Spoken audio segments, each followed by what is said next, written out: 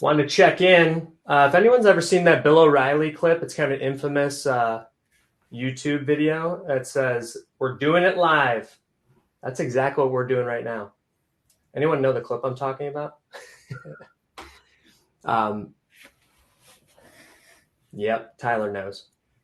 I am loving the turnout right now. So I would just love to know, where's everybody checking in from? I know there are several Canadians. Do it live. Paul knows what's up. Okay, so where's everyone chiming in from today?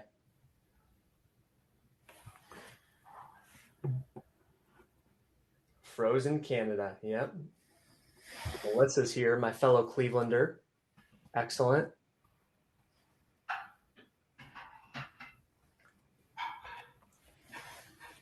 Canada, icy Tulsa. Or otherwise known as No Fly Tulsa. Yeah. Hashtag winging it. Do it live. Yeah, love it. By the way, real quick, does it say dream big little one, or is it backwards right now? I see it regular. All right, cool. It's just funny. It's backwards to me, so I guess it mirrors the video. All right, cool. Thanks, Tyler. So I'm getting ready for my dramatic entrance, but before I do that, wanted to introduce my surprise guest, my co-host, David Wenkos. So, David, I'm wanting to check in to tell everyone a little bit about you and how you and I know each other. David and I were having a great conversation probably about 6 months ago about what to have my next webinar about. And we started talking about goal setting. The fact that David's an entrepreneur, professional performance development coach, he focuses on communication and behavior like sales management, leadership, organization. I just knew that he was the guy that I would want to have with me. And as fate would have it, his flight got canceled today because I didn't think he was going to be able to. So, David, just wondering if you could tell everybody a little bit more about yourself and why this is a topic that you think people with ADHD would be interested in learning about. Okay, so I guess I'll start just something you and I talked about earlier. The quote that I heard somewhere along the line that we don't rise to our aspirations, we fall to the level of our systems and processes. Love it. And through everything, I've owned several businesses that I've had a lot of challenges with because I didn't know I was ADHD, and finding out I was ADHD did not necessarily eliminate the challenges, but it certainly allowed me to start putting structure in place that has made things better and easier and less stressful. But I also recognize all the different ways that goals and goal setting does not work. People, the neurotypical brain people don't do well with goal setting. Add in a neurodivergent like ADHD, and there's just so many other ways for things to fall apart. But the numbers, the data just shows how important actually goal setting is. At this point, I tell anybody that I'm working with that's in a leadership position, if they're not forcing their employees to go through goal setting, they're not doing their job, because as a leadership position, they're supposed to be getting the most out of their people. And without goals, without formalized goals, we just know you can't get the best out of your people. Exactly right. And so when David said he was going to be available tonight, again, I knew like the whole reason that I do this is to bring benefit to those of us with ADHD. So when I knew I could bring David, it was just going to be a lot of value for everybody. So I had to relocate right before this, and I decided to relocate to our nursery because of the backdrop. Because we're going to be talking about planning, we're going to be talking about dreaming today. And so what I want to encourage all of you to do is bring an open mind. If you haven't brought some water to stay hydrated, make sure you bring that as well. I'm going to share screen here so everyone can see it.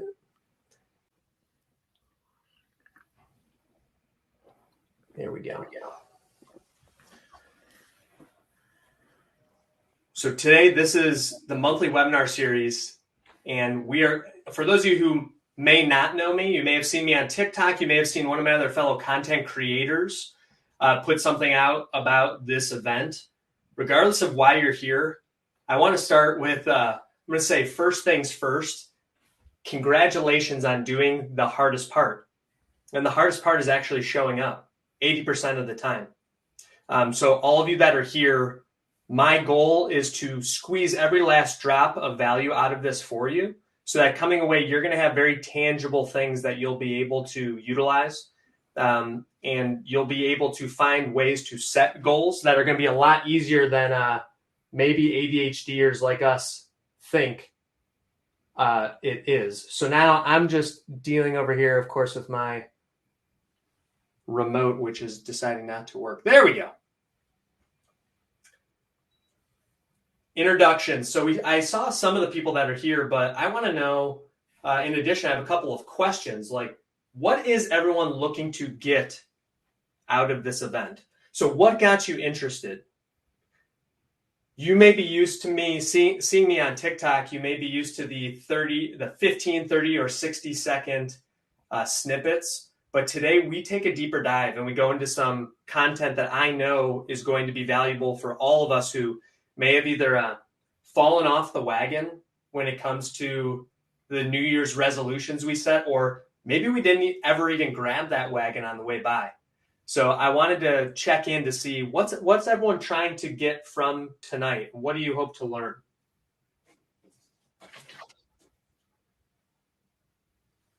Let's see. And then maybe also, if you do have goals that you've set for 2022, what are some of those?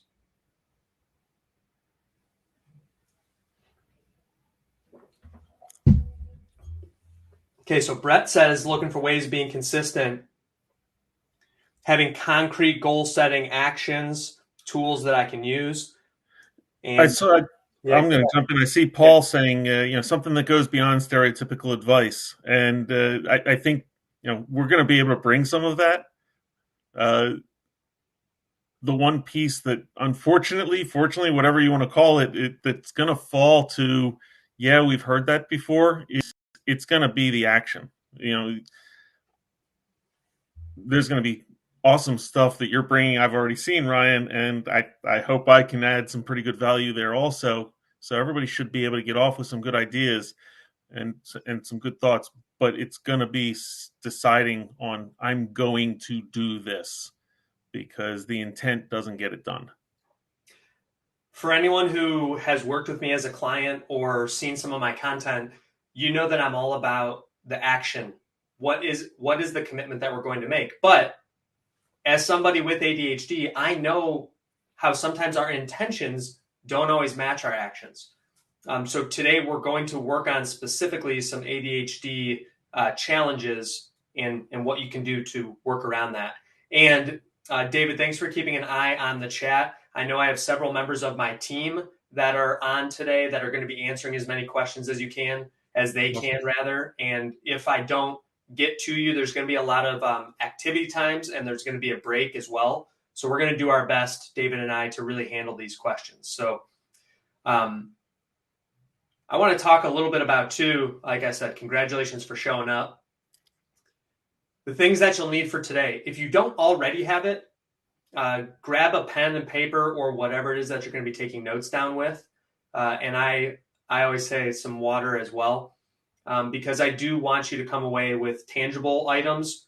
And I was telling my team when we were putting this together, we created a document you should have received an email about. So again, working with our brains, I wanted it to get sent out just before the event. It should have been included in an email that gave you a heads up that it was about a half hour or so till the event. Can you just let me know in the chat real quick? Did you receive should have been a PDF. It's got, let's see if you can see that, table of contents. Okay, Britt got it. Rhonda says she got it. Hyperfocus Dom is here. This is a great crowd, by the way. Okay, good. Lucas got it. All right, beautiful. Thank you.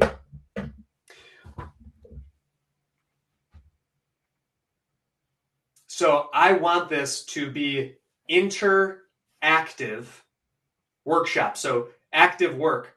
Why do I have it set up that way? Because I have ADHD too, and I know how this goes. We've all been to plenty of seminars, plenty of workshops where we get whatever the resource is, and what does it do? It goes onto one of our many piles. So I want to leave time within this webinar to give you the chance to actually write things down in here so that even if you never come back to watch the replay, let's be honest, we don't do that. Or if you don't remember everything from here, you'll have a tangible thing. That's why I wanted something you could print out. It wouldn't get lost in your email. It's something that you can have for the event. You can work on it while you're here so that we can take some time, because coaching really is about pausing, because we're always so busy being busy. This is going to give us the chance to work through some thoughts that maybe we wouldn't have taken the time for otherwise. That's why I put active work in red on here. So questions for you.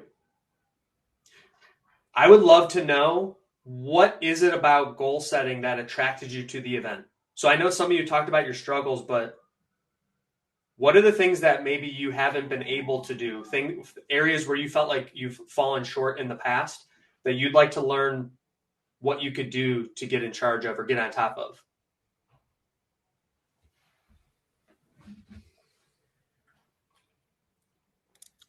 Uh-oh, Carl says I'm cutting out. Am I doing okay for everybody else? I'm hearing you pretty good. Okay. Because I got my mic. I can hold it closer if I need to. Hey, can I ask Cameron a question? She said, she or he, I apologize, don't know, said, I can never stick to a habit anymore. Does that mean that you're not creating new habits, or that the habits you want to just maintain are falling off?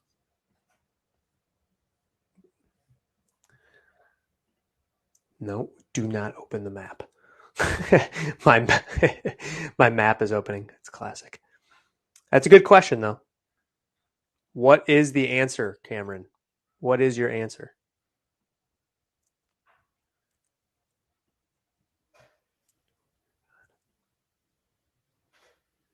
The ones I want to maintain are falling off, and that prevents me. Okay, got it. We will be able to address that, absolutely. Cool. And let's see. It says no active speakers. That's interesting. All right, so Carl, I don't know, maybe log out and log in. Not sure. I have Tim, who's one of the members of the IT squad for us here at Ryan Mayer Coaching. Maybe he can try to work with you, Carl.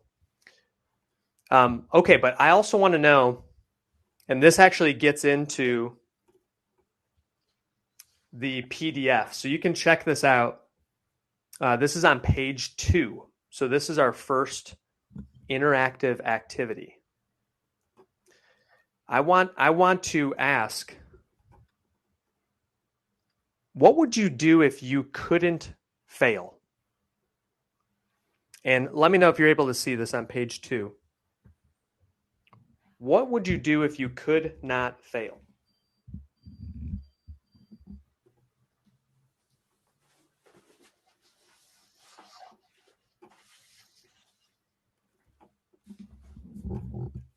Because many times we have those limiting beliefs that, well, I've never been able to do this before, so there's no way I'm going to be able to do it now. But I really want us to be able to take some time throughout this event and think, use our imagination. Cameron Holloway literally says, LOL. Kyle says, build real estate empire and pass it on to my kids. And I can tell you, being a friend of Kyle's, it's been amazing to see his journey. He could be the one holding the microphone talking about goal achievement, because he is, I tell him he might be part cyborg because of how good he is at working through his goals. And I'm wanted to ask, like, how deep are you willing to go? How much are you willing to risk by being here? Like, either you're a client of mine or you're interested in knowing more, or you have more within you. So I want you to be vulnerable. What would you do if you could not fail? Yep. So Coach Brittany Keller, fellow ADHDer, ADHD Rebels is her coaching. She says, in summary, comments sound like it's a lot about the executive function barrier. And we're going to be talking about how our ADHD holds us back. So this is great. There we go. Paul Repko. Love this. Okay, cool. Yeah, see, it's interesting as I'm looking through the comments. I even saw somebody, I think it might have been Brittany, talking about that the SMART goal setting, that structure doesn't work for us. Yep. And the problem is that somewhere along the line, somebody decided to present SMART goal setting as the solution. SMART goal setting helps you set the goal. It doesn't help you accomplish the goal. Exactly. It's not all that hard, I don't think, ADHD or otherwise, to identify goals. And within the context of that, SMART can be a good way to say, okay, is this a goal that is, is this a goal that's effective? There was a point in time where I used to say, I want to look good on the beach, or I want a beach body. Well, how can you measure that? It's not, so that wasn't something that you could check the box. Yes, I did it, other than looking in the mirror and saying, yeah, I like how it looks, except we're our own worst critics. So it helps make sure that you've picked a goal that is measurable, among other things, but it doesn't tell you how to get there. And that's really where the challenge sets up. It's a great point. And again, as we go through, I want to give everyone time to process, give you some time to be able to write things down if you have printed out your sheet or even just on your piece of paper. But in preparation, I also want to talk about what is the other things that I hope to impart to you today during our conversation. We're going to be talking about why is it good to do goal setting at all. And like all of you, I have had years of writing down those New Year's resolutions and not achieving them. So I know how that feels. Why we as ADHDers get stuck, like what pieces we need in order to set better goals, and then also how to make them stick. So speaking of, here's another question, and that's why I leave this kind of general slide of questions for you up. What do you feel is the difference between a resolution, a goal, and an objective? Because as I was doing research on this, preparing for the webinar, that was something that really intrigued me, because I saw goals and objectives as sort of the same thing. So I'm just curious kind of what that brings up for everyone. And again, would love to see what people have to say in the comments here. There we go. Yep. Brittany Keller's spot on with intention. How about everybody else? Like when you think of resolution, what do you think of there? Because there were some keen insights for me that really changed the way that I was thinking about this, honestly. So Tyler, who is also a fellow content creator and thought leader in the ADHD space, ADHD Everything is his handle on TikTok. Definitely check him out. He says, resolution to me is the solution to a problem, which may be why I shy away from it. Yeah, totally. I can relate there. Well, here is, and then Itazaz says, goal has been defined, endpoint. So he got a little bit of a preview of the presentation, but I'll still give him the credit. that he's exactly right. So a goal is actually the finish line. That's what we are trying to achieve, the specific thing that we desire to reach. Whereas the objective is, and we're going to talk about this in a little bit, but breaking it down.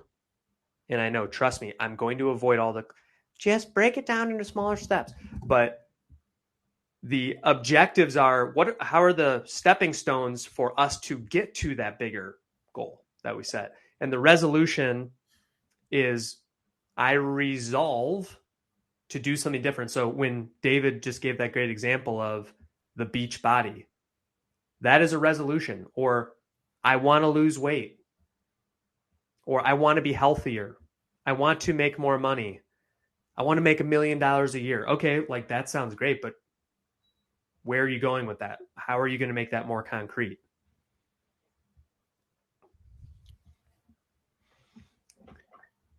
Yes, this is a great point.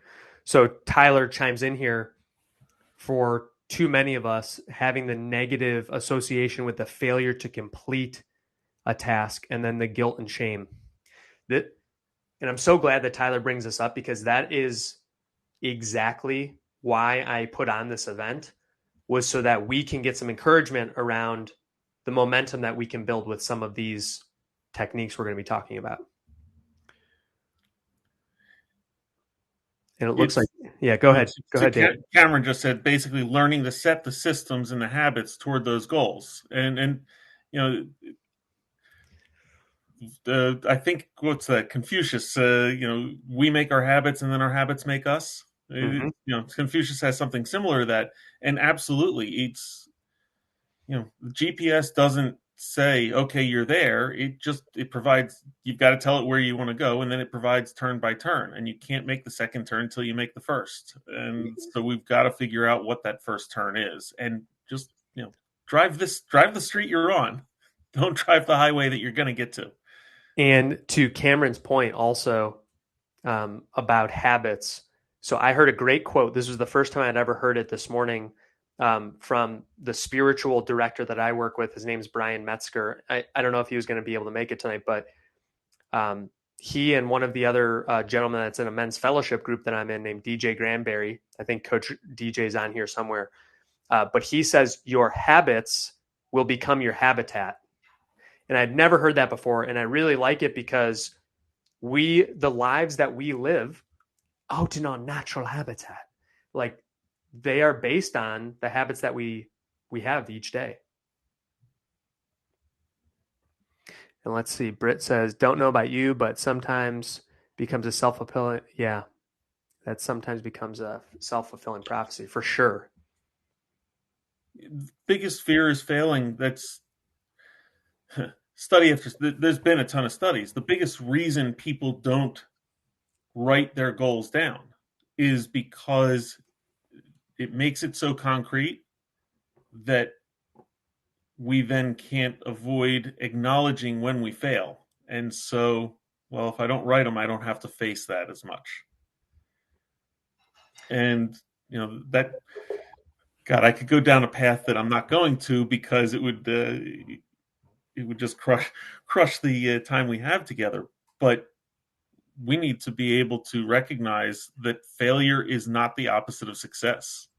We need to learn that failure is the pathway to success. It's when we were kids, babies, we did not worry about failing to walk when we were trying to learn to walk. I love this example. If we did, we'd all be crawling still, wouldn't we? I'm not going to try to walk because I might fail.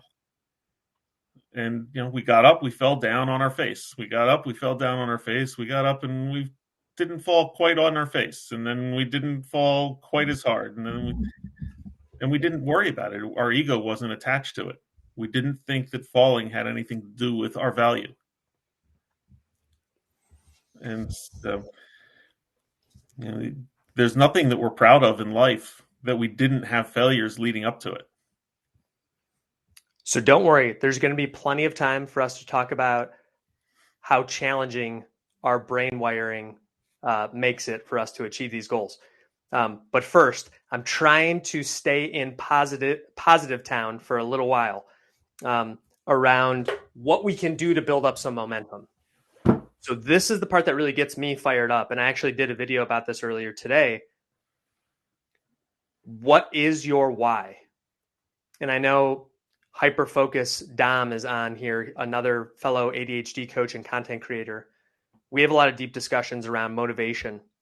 And I would love to know, for all of you, what is your motivation? What drives you to do what you do? And just a quick show of virtual hands. I'm curious, out of everyone who's here, who has seen the Simon Sinek TED Talk about what is your why? It's also called the Golden Circles. Okay. Ivana has seen it. I am not surprised. She's a habit coach, by the way. You can see that. Okay, Melissa has not seen that. I'll send this to you. Adventure, love, connection. Cool. Okay, Brett has seen it. Excellent. Yeah, so here we go. So people are starting to talk about their why. Because he says in his TED Talk, he says, people don't care how you do something. They care why you do it. Like, what is the reason that we get up and we get out of bed every day? And there's been a lot of times, I'm sure, for many of us who struggle with what I refer to as the ADHD bundle pack that we never asked for. You know, you have the ADHD, depression, anxiety. You might have some OCD or a little PTSD, a lot of these different things mixed in. But it's so challenging for us to have that motivation sometimes when you're in that dark place. I'm looking at some of these. Let's see. Well, while you're looking, I'll throw in. Yeah, go ahead. We human beings want to tell ourselves that we are thinking beings who feel, and it's a lie. We are feeling beings. We are emotional beings who happen to think.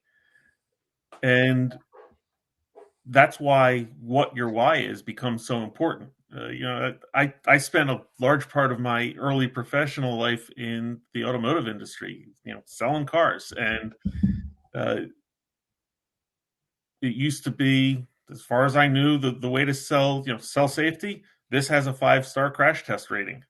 Okay, well, that's very informational, and it doesn't speak to somebody. Why would somebody care about that?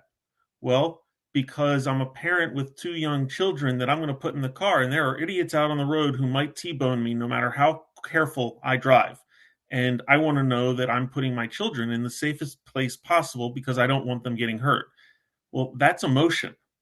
That's a more powerful selling reason than it has a 5-star crash test rating.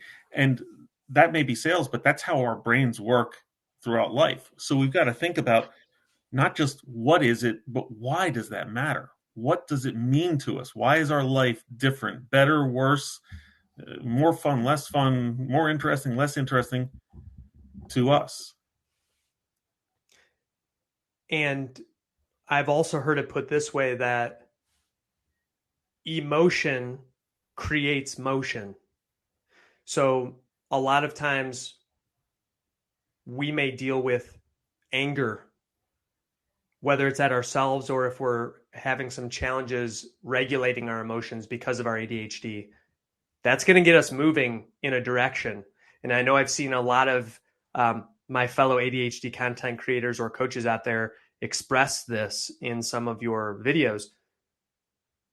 It's motion, though. It gets us moving. So I consider it to be my rocket fuel to really get me going. So, I mentioned it earlier today in the video I did. My three big whys are: one, for the ADHD community, because as E.T., the hip hop preacher, would say, Eric Thomas, if you've ever heard of him, he said, I am pissed off for greatness.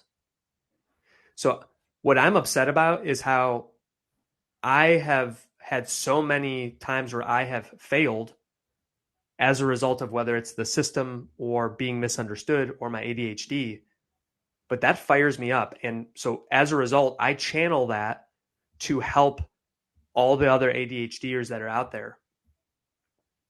2 is my kids and my family, which I'm sure a lot of us, that's kind of your driving factor. But third, more specifically, and kind of more of the end point, is my main goal is to provide for my wife, because she's done so much to carry me throughout all of these challenges that I've had, that I want to be able to give back to her and finally say, honey, if you don't want to work anymore, you don't have to. And ultimately to provide her the tropical retirement of her dreams is what I keep pledging to her. But that's what drives me on the days when I am not as motivated. I think about those things, and that's what can kind of pull me out. And again, we'll talk more about how to get unstuck later. And something else I want to throw in real quickly. Yeah, please do. I saw somebody say something in the chat about should and shouldn't. And when you're working on your why, you've got to find a way, even if the back of your brain, the voice in your head keeps saying shouldn't, keep arguing with it and say that there is no should or shouldn't. Whatever your why is has to be judgment free, because the only way to make your why powerful is it's got to be authentic. And if it sounds to you like it's self-centered, which frankly mine does, or a lot of mine does to me, and therefore I try to look past it or try to, alter it, it's not going to motivate me to work the way I need to, or work the way I'm capable of. So be we've got to be militant with ourselves about not allowing ourselves to get judgmental on whether or not a why is a should or shouldn't. It is. It just is. That's a great point, because David and I were talking about, like, hey, how off the beaten path should we go with our conversations? And I'm like, we just got to be organic and be authentic with this today. But that's why I gave us the extra time, because I shouldn't have to think about my past failures to motivate me. But honestly, before I record any videos or before I start any project, I think about all of the people who have not believed in me. And that is part, like, I shouldn't have to think about them, but I do. And again, while we're kind of talking about this too, I want to just touch again on why this is so important. Because setting these goals, that's what's going to lead us to success. The people who have the most success are the ones who have the clearly defined goals. And there's a documented correlation with this. And I know David, in his work, has seen a lot of this research. There's studies out of Dominican University, but also I think it was out of Yale. But David, I don't know if you have, we talked about that a little bit beforehand, but if you have some of those numbers, and then I wanted to read a quote that I found in some of my research too. Well, I know that the oldest study I've seen was probably 50, 60 years ago. It was massive. And yeah, I don't remember it was Yale or Dartmouth. It was one of the Ivies. And it looked at thousands and thousands of people over 20 something years, 30 something years. And it looked at, okay, how many people have goals? How many people have written memorialized goals? How many people review their goals on a regular basis? And then what was the outcome of those goals? What was the outcome for all the subjects? And only 3% of people in the entire adult population had memorialized, written, solid, specific goals. That 3% out earned the other 97% by a ton. And that matched up really closely with, this was out of a book that I was reading, let the record show, that David Cole, professor emeritus at Virginia Tech, said that people that write down their goals earn 9 times as much over their lifetimes as people who don't. And yet, 80% of Americans say that they don't have goals. 16% do have goals, but they don't really write them down, and so on and so forth. So the point is, this is why it matters and why we should take the time to write down why we want to do these things. And because what it'll do is it'll trigger action, spark change, and bring us to new behaviors, which then lead to those habits we were talking about. Remind me in a bit. You want to address that? Okay, cool. And And then also focusing on what's important to us, because when we're able to live our life on purpose, it's just going to give us so much more meaning. Because I don't know about anybody else, but I've had plenty of jobs, period. And plenty of those jobs have been things that don't really matter to me. As I look back, Steve Jobs famously said in that graduation speech, commencement speech, the dots only connect looking backward. And as I look back on those jobs, it's like, well, of course I didn't do well in that. I wasn't passionate about it. And our ADHD brains need that interest in order to engage and really turn on the engine.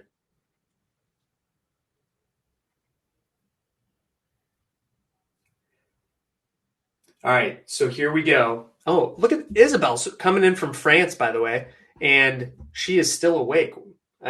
I love it. Thank you for being here. All right, now we can kind of let this out and unleash a little bit. But so why is it that we as ADHDers get stuck? I think because everyone's journey is different, but yet the more of us that I talk to, the more similar it is. There's so many common threads. So what is it about your ADHD that you find gets you stuck? Yeah. What is a bit? That's so funny. Fair question. Next, once we wrap this question up.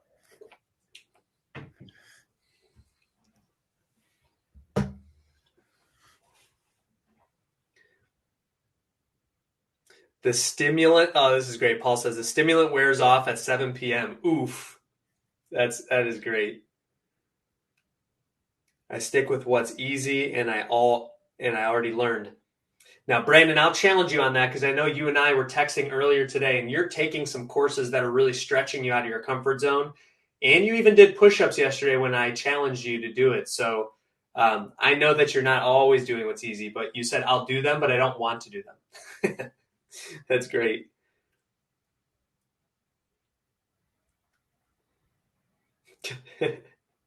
Executive dysfunction. Britt Sulkin says she clapped so hard her hands fell off, but then she put them back on to type that comment. I dislike push-ups. That's hilarious. Yeah, and Itazaz Mahmood says he avoids and becomes paralyzed. I wonder sometimes if I don't know if I avoid a task so much as I think of something. I think of 47 different things in the last minute. So I think of something else I'd rather do, and then I let myself get caught up in I'd rather do that. It's not even the I don't want to do this. It's the I do want to do this. And a half an hour later, I've just blown my schedule apart because I'd given myself a half hour to do something that I didn't do. So Bruce pretty much nailed it right here. He says he gets sidetracked and focuses on something other than my goals, or the goals like I would rather that other than the ones I would rather do. So he nailed that. Rather do a million other things. Yep. The dopamine hunt. Yes, Tyler. It. Absolutely. Yeah, because as soon as we do something like open our email or we hear our phones or see a notification, there's obviously a reason why they're built that way. There's another one that I experienced just before the kickoff of this event. Good old time blindness. Anyone experience that?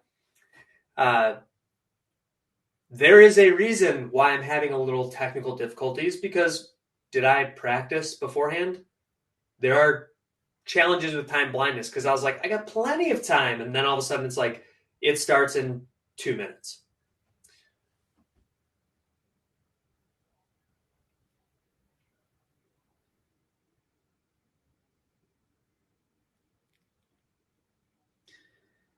Okay, what else?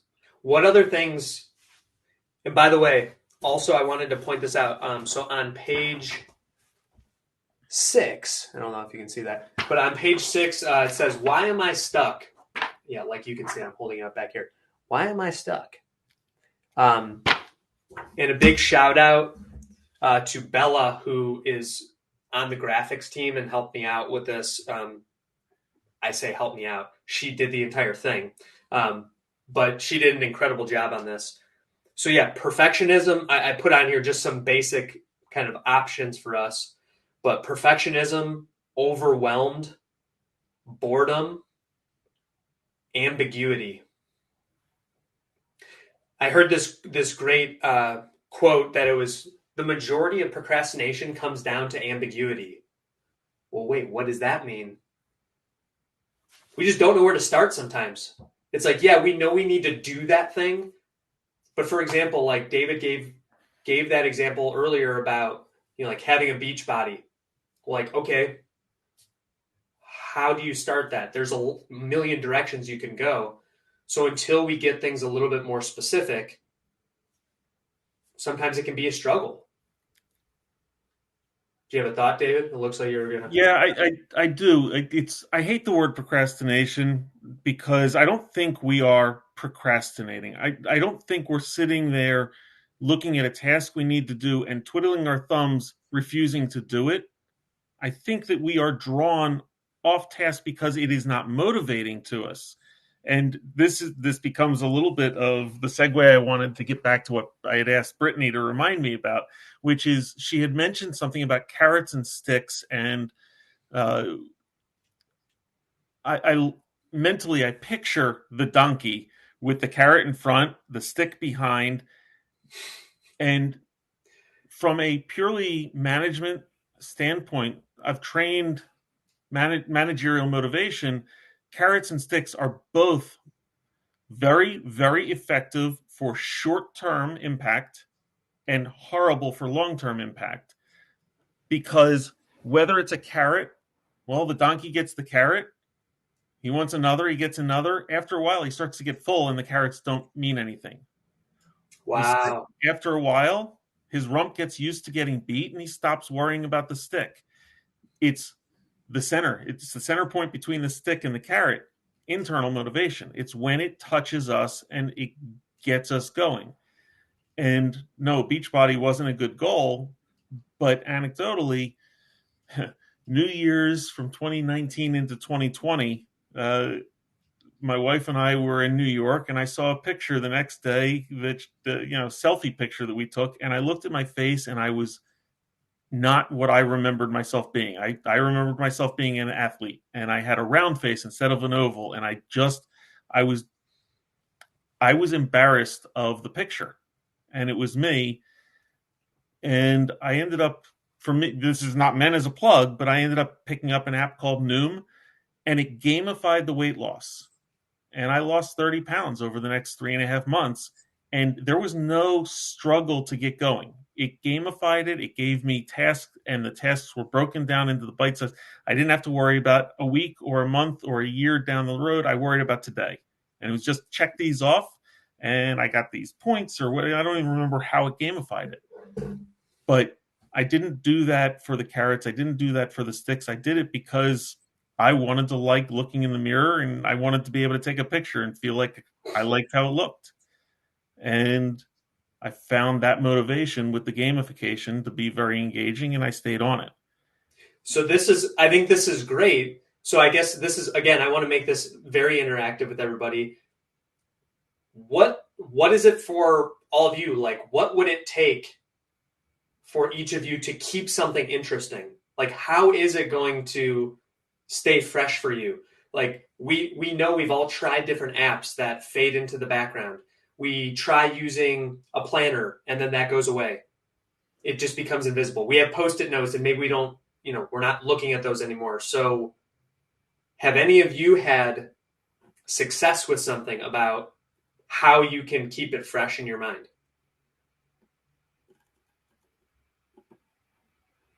So Brett asked a good question here, David. I don't know if you see that one. Is gamification sort of like a micro carrot almost? I think it is.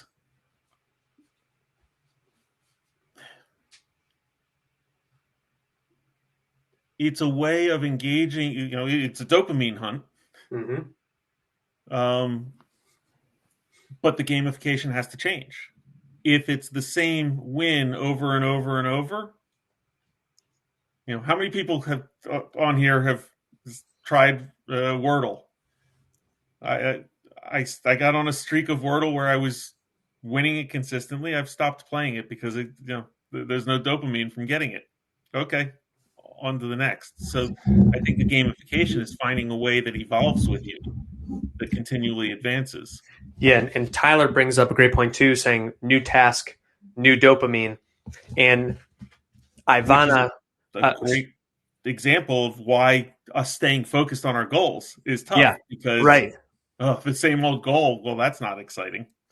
And Ivana is on here, and I had asked her if she could attend because her content is awesome on TikTok. If you're not following her, but I wanted her to be able to give a little bit of a neurotypical, a non ADHD perspective, and she talks about a got done list. So instead of a to do list, how about a to done list?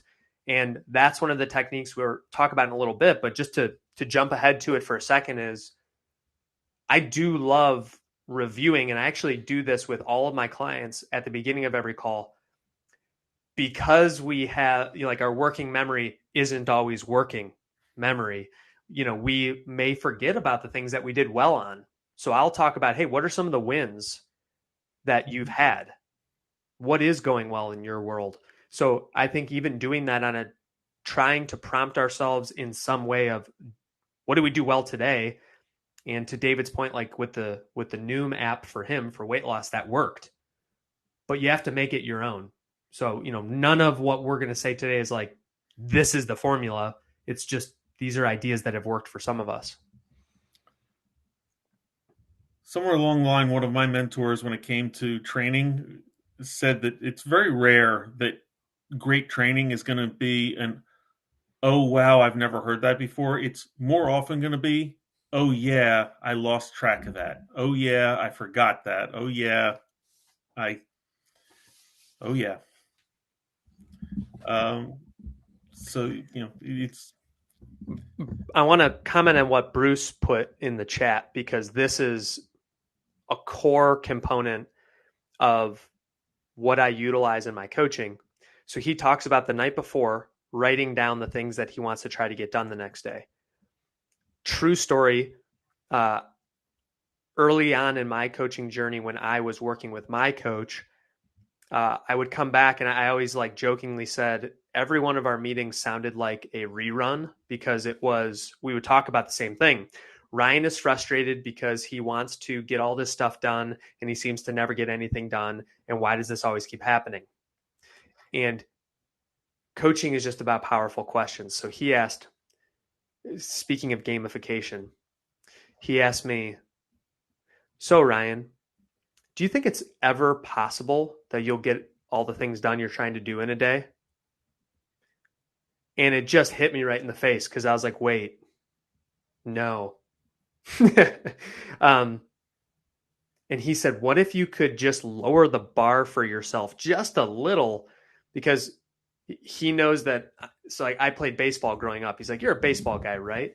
Yeah. Well, he said, not only are you making it so that in order to win, you have to hit a home run every day, you're backing the home run fence up about 200 more feet. So, like, what are the chances you're actually going to win in a given day? And obviously, it was very low. So, I was setting myself up to fail. So, here's the thing if we're going to set up a system, and we're going to talk about systems here as we move forward, but you have to find something that's reasonable so that you're not going to beat yourself up or at least reduce the negative self-talk as much as you can. And so I love Bruce's point here about writing down things. So I tell my clients, and I'll share with everyone here today, trying this out, the MVP. So most valuable priorities, MVP. So I tell them if you can only pick three things, just three things, because that was my problem. I would write down 28 things on a to-do list and legitimately because of our optimism, I would be like, no, I can get this done. I've got this available. I could do that. I can move things around. No, it's not going to happen. So right now what I do is I write three things and I check in with my accountability partner every day about it. And anything after those three is a bonus. That is completely revolutionized the way that I view my productivity and my effectiveness, because I marry up those MVPs to my goals, my long-term goals, and then things are moving along. So I just wanted to share that, not as like a, oh, hey, look at me, but just simplifying it and making it realistic. It really has helped.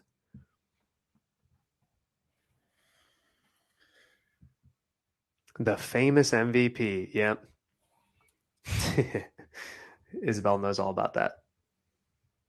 No, that's really good. And then I also feel like this adds clarity for us too.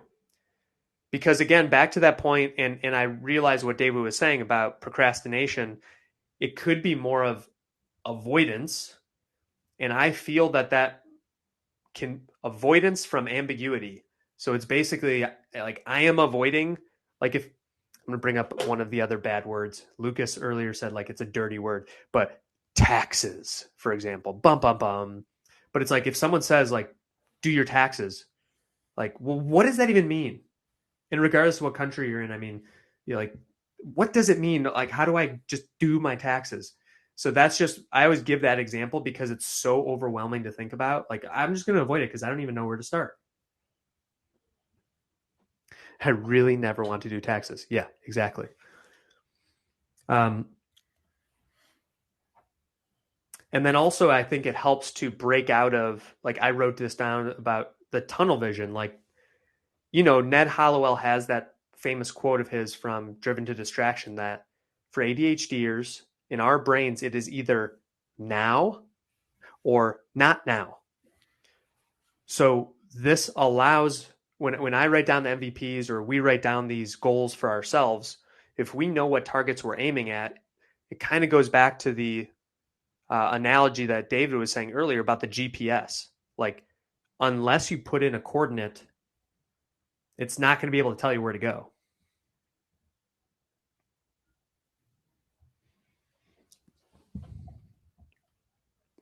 And that's also what allows you to change the path. Goal setting is not a fixed event. Writing down our goals doesn't mean that the goal can't change.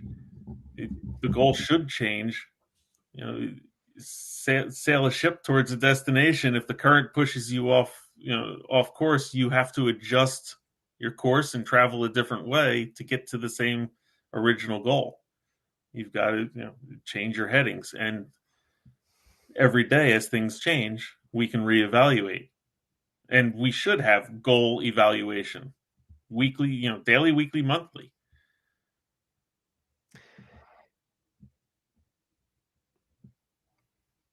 What else? I'm going to back up and rephrase that.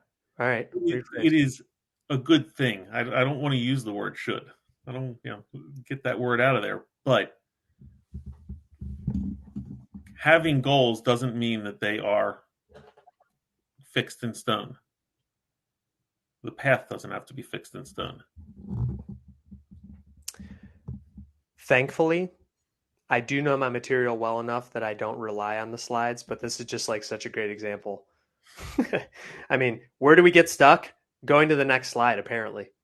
But that's fine, because one of the things that I want to make sure to touch on is and you can't see the graphic now, but it's this target. But I heard this in a TED talk as well, similar to kind of like the golden circles, but in one of my clients who's from England, who's not on this call because hopefully she's sleeping, but she might be. But it's these three circles. So the inside is what we can control. The next ring out is what we can influence. And this third ring seems maybe a little dramatic, but it's chaos. So a lot of times there's chaos not only in our minds, but happening around us. So I think for me, it's helpful to do sort of like a centering exercise of thinking, okay, and I take my clients to do this too, to say, what can you control in this situation? Because many times we are very reactionary and emotional because our fuses are really short. But what is it that we can control? Because I think a lot of times we get down on ourselves about the things that are outside of our control. So I think because of that, it's even that much more important for us to know what aspects of these goals we can control. So You I'm and I just have talked about in different contexts before the difference between being committed to something and being attached to something.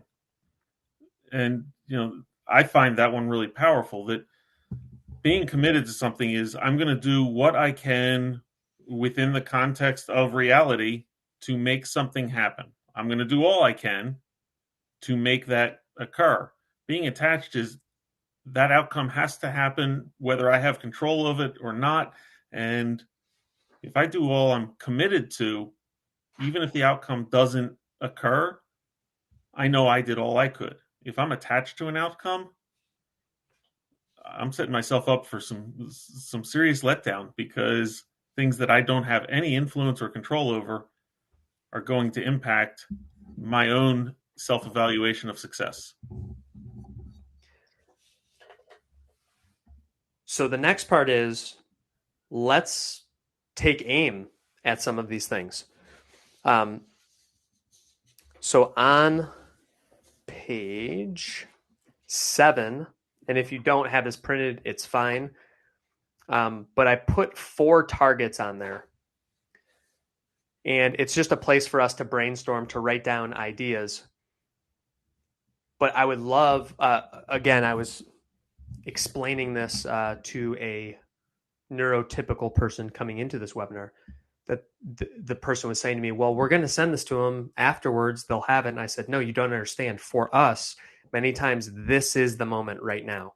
So I built this webinar so that we'd have enough space, because it's going to take a lot longer than we anticipate, but to give you some time to get these things written.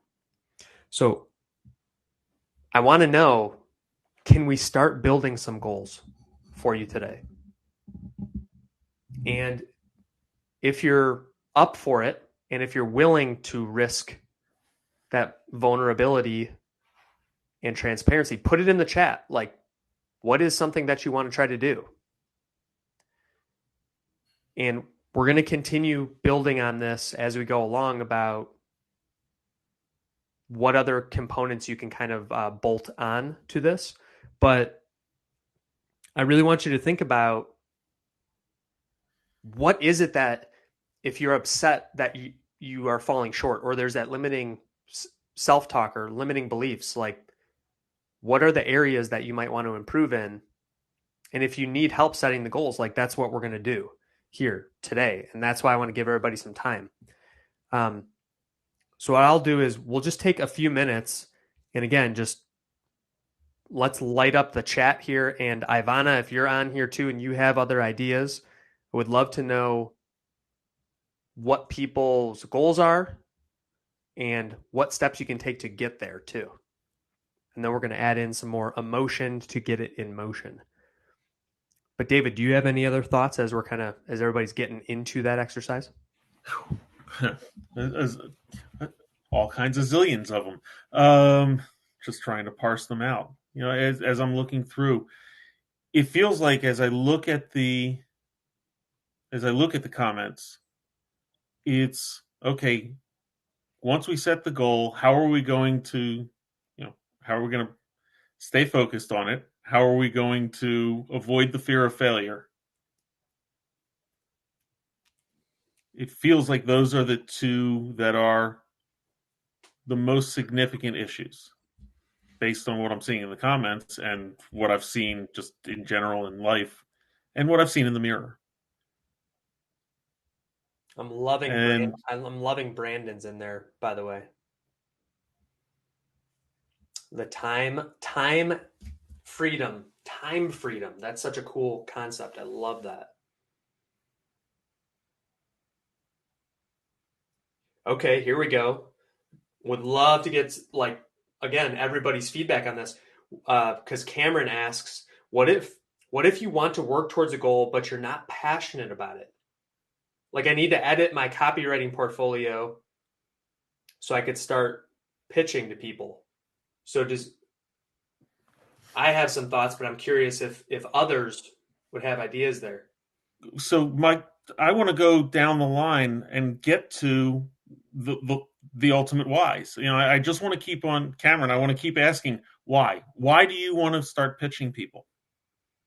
What in your life changes when you get to be able to start pitching? Why does that matter? How is that going to make your life better? How is your life not better because you aren't pitching people? And then whatever your answer, I'm going to throw a why at you for that. Why is that better? Why does that matter? And we can do this to ourselves. We can simply, answer ourselves. Why does that matter? Why does that matter? I agree with you with what Brandon was saying, really liking that he got into, it wasn't just I want 100,000 a year, it's 100,000 a year and why? Because I think most people, at least Gen X, my generation, Gen X, at some point, most people said, I want to make $1 million a year. It may have been when we were 10 years old and we didn't even know what that meant. But somewhere along the line, I think most people have said, oh, I want to make $1 million a year. But that's not motivating. The question is, why would you want $1 million a year? What's it do for you? And people's answers, there's a ton of different answers. It could be, I want the financial security. I want to be able to travel. I want to buy a nice house. I want to be able to put my kids through school without loans. I want to be able to show people my bank balance, and I want to buy flashy stuff. There's just so many different possibilities, but we need to know why that works and why that matters. And so I really like that Brandon thought beyond the 100,000, what it is that it does for him. So Britt put it, and again, thanks to everyone for being willing to be vulnerable. That's where you make the most progress.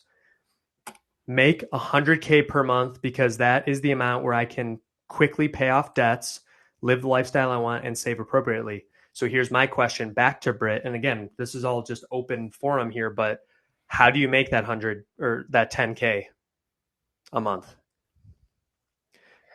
And maybe you don't have the answers, but again, just trying to push everyone to, oh, yeah, I know. I said 100K, I meant 10K.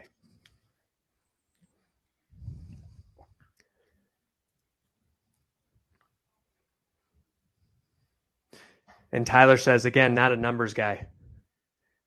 You and me both, brother. Yeah. I'm actually, I have a terrible allergy to numbers. So yeah, I break out. I know what you mean.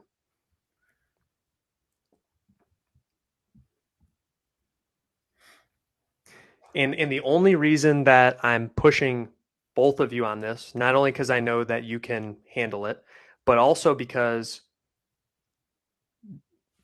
in my opinion, and I say this lovingly to both of you, but and again, thanks for being willing to be vulnerable. But and the reason why I say that is ambiguity, because specific is terrific. So for me, for example, I want to get to, and I'm saying it out loud right here on the recording, 2 million followers on TikTok by 12/2/22. And so that helps me to think about, what do I have to do to get there? My social support team knows that's what I'm trying to do. And I'm putting out right now, it's one video a day. And that I think is going to increase, but that's just kind of my tangible thing to do. I could sell my planners. Plasma. That's so funny. Oh, plasma. I thought you said planners. Yes. I thought you said planners, like all of her unused planners, but plasma, okay. Yeah, I don't know that blood donations will get us to our financial goals. Hey, it depends on what your financial goals are. That's true. Because maybe someone is more like minimalistic. I don't know. Blood donations are not going to get me to my financial goal. There you go. And I want to go back to the question, though, because one of the challenges I put up here is boredom. And someone said, like, not being engaged by what you do. And I think that was a really great question, because my thought on that, and it's not a canned answer, but is, if that part if that particular aspect of what, like the copywriting portfolio specifically, doesn't jazz you up, could you put some of those carrot or stick kind of incentives, or could you find a way to incentivize it so that you could reward yourself? If you get it done, then you buy yourself this, like that. Let the dopamine kind of pull you through. I did a video yesterday about delayed gratification, and of course I knew there was going to be all kinds of comments about like delayed gratification, like that doesn't exist, I can't do it. Okay, no, it's fine, I get it, it's hard, it is hard for us. But if it's something that can pull us, I know in 2021, for each time I would get a new coaching client, I would attach something as like a monetary a reward for myself.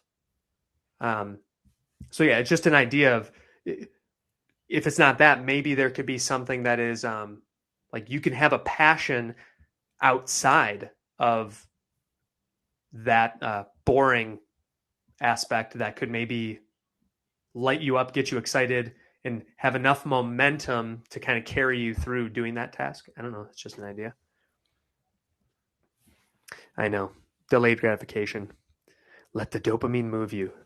Dom always has those deep words. Love that. To Ivana's comment there, it's not realistic to love every step of the goal, especially when the goal is big and requires a lot of different aspects. I had somebody once tell me that, how do I want to feel later? If I don't want to do this now, how do I want to feel later? Because typically, isn't it, if we do the grunt work now, we're going to be glad we did it later. If we don't do the grunt work now, we're going to be annoyed, upset, mad, down on ourselves later. And so sometimes, and usually later is the bigger deal. And so if we can get ourselves to ask that question, how do I want to feel later? Sometimes that, I have found that helps me push through and get done what I got to do now. This is one reason why I was so excited to bring Tyler, or invite Tyler rather, because I knew he wouldn't hold back on his thoughts, which is great. But I think you're right, David. And I'm thinking about trying to come up with a series about like future me versus current me, because it's like in the moment it's like, ooh yeah, I'm just gonna do this thing because like it feels good, whether it's checking the email or I'm just gonna watch a few more videos or whatever. But then future me is like, no, don't do that. Like me having more time to practice this or whatever. We can always improve. But thinking about that, and I think, like, I wrote down fuel tank. Like, you want to give yourself enough fuel that you can make that whole trip. If we're going to use that GPS analogy, like, it's got to be enough to get you through there. So like for me, and what I recommend to clients too, is, okay, you can do the thing that maybe like Dom said, like let the dopamine lead you. So like do something that is dopamine generating. Like that's why I get my workout. I have a workout with a trainer. So accountability, I'm like bracing myself against my ADHD brain. So like I can't procrastinate because I already paid for the session. So there's this anticipation, because we're people pleasers. I don't want to let my trainer down. I got to get there. So I might run late, but at least I get there. The hardest part, getting to the gym.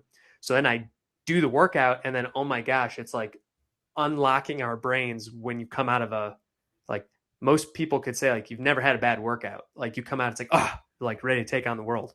So that is the fuel that pushes me through those morning tasks that I may or may not want to do.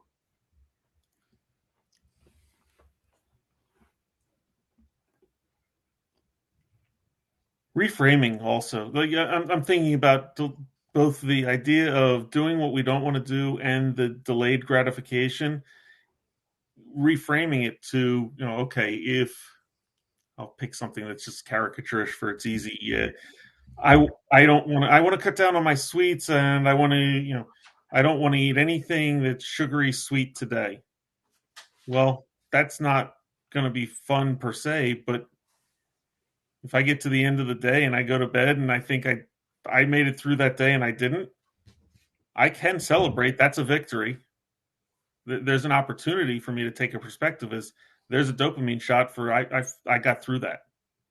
Yeah, absolutely. And back to Bruce's point about writing down, and for my clients, like writing down the MVPs, I love that dopamine release of like getting to cross off the thing from the list, like, Mhm. got it done. It feels so good.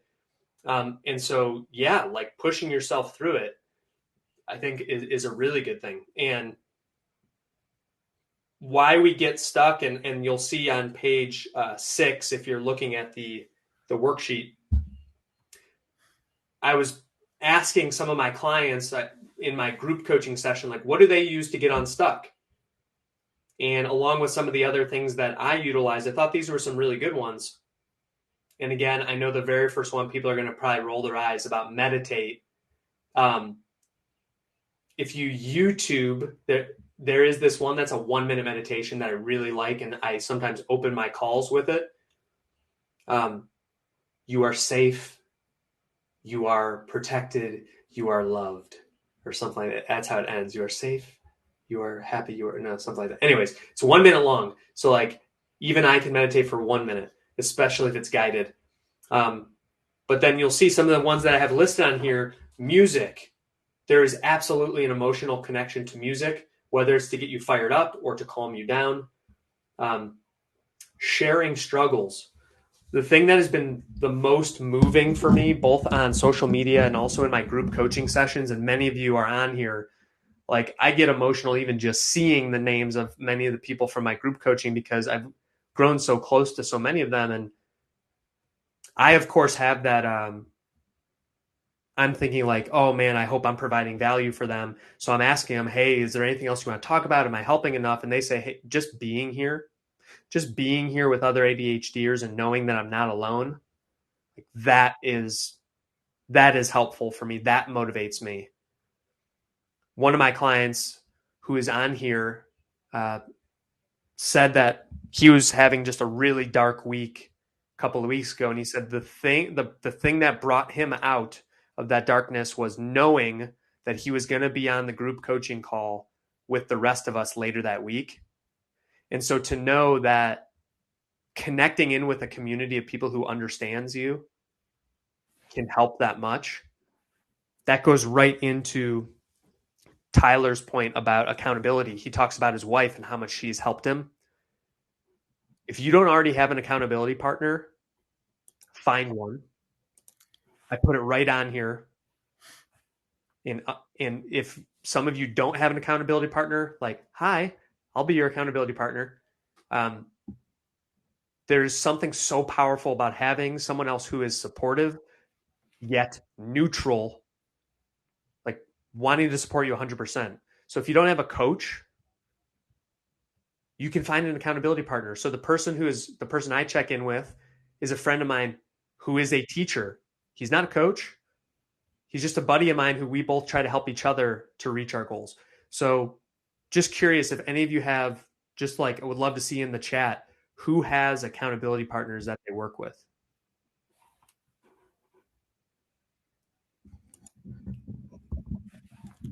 And then as people are responding to that, okay, Victoria says she does not.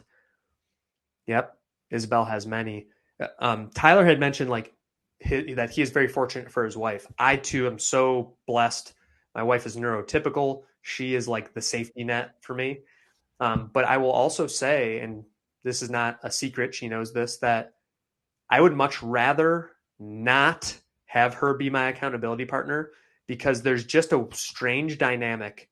And it gets to that Melissa Orlov, who wrote the book ADHD in Marriage, or the ADHD Effect on Marriage, um, about the parent-child dynamic that sometimes forms between um, the neurotypical being the parent and the ADHDer or the non neurotypical being the child.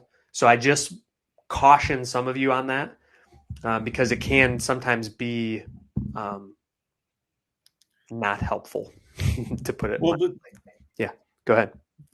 accountability partners, if you have an accountability partner who loves you, like has that kind of relationship, there is more often than not going to inherently be a desire on their part to not upset you. And that's going to prevent them in a lot of cases.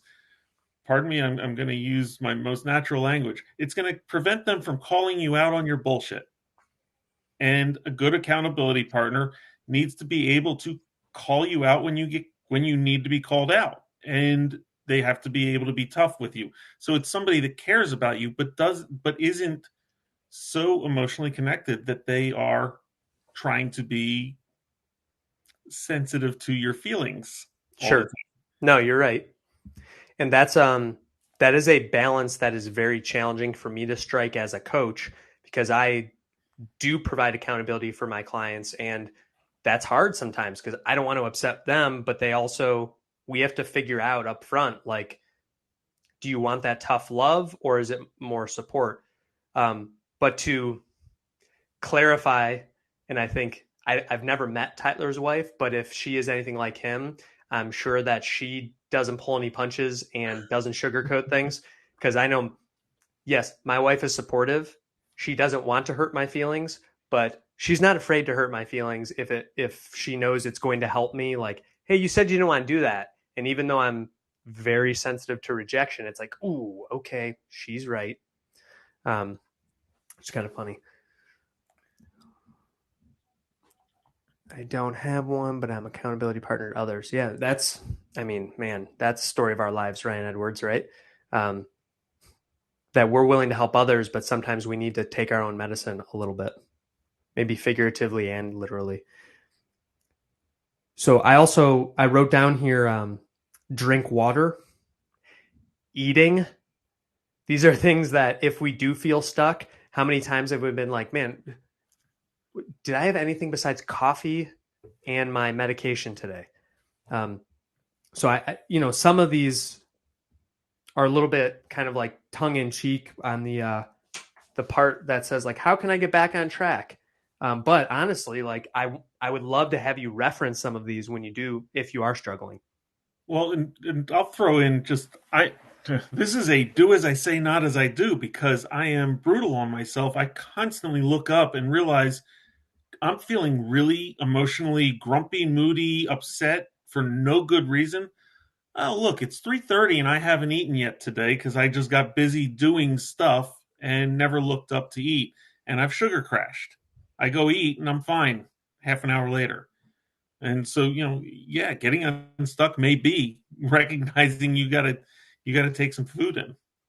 Exactly. So going back a little bit,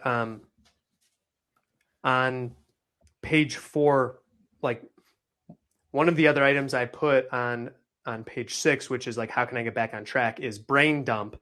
So like that could be journaling, that could be just kind of venting a little bit, whether that is to a friend on paper, whatever. But also, I on page 4 it says like, what does success mean for you? And I think having those things in mind, because I wasn't going to go too far down the like woo woo path of like affirmations and things like that, but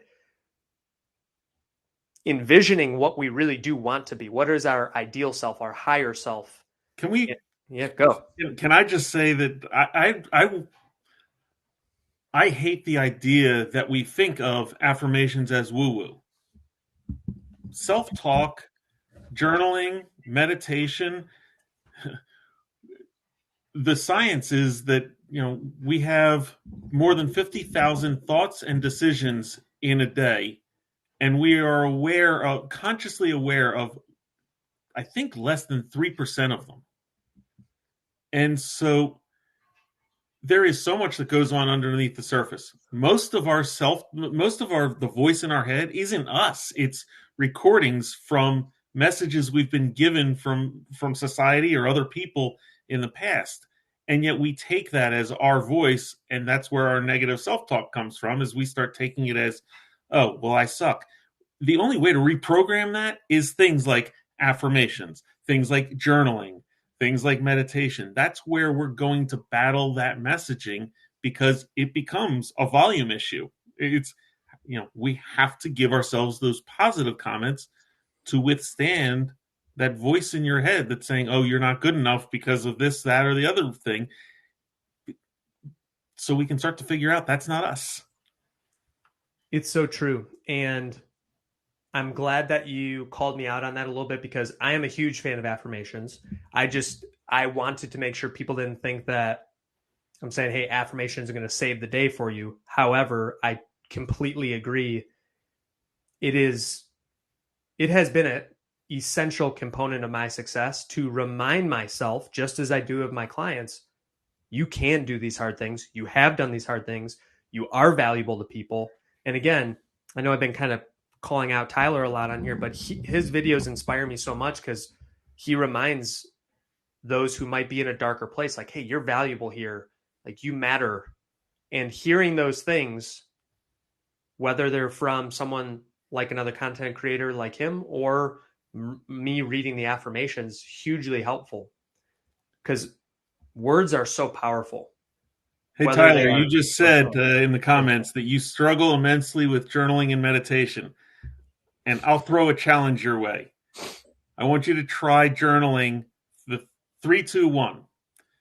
As soon as you wake up, have a piece of paper or whatever you want to record into. It could be a phone app. I don't really care. 3 things you're grateful for, 2 things you like about yourself, and 1 thing that you're looking forward to today. That's it. Like, that can be your daily journal for a while. Can you put that in the comments, David? Just because, like, Sure. I already forgot what you said. Yep. Oh, Tyler B is on the same page. Yeah. Okay. No, I think that's a good idea. But also, I'm hearing him grumble under his breath, like so many of us be like, "Don't tell me what to do." But I do. I'm He's not got. telling you what to do. I'm challenging you to do it. Oh, You okay. get to decide.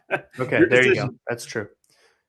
No, what I saw in his comment earlier, he said video journaling has been his discount therapist, and I know some of my clients have talked about that too. Like literally going up to the mirror. Hey, if you're an auditory processor like me, you can talk to yourself. Some of the smartest people in history have talked to themselves, so don't feel bad about doing that. Especially if you work at home by yourself, like I do, talking to myself all the time.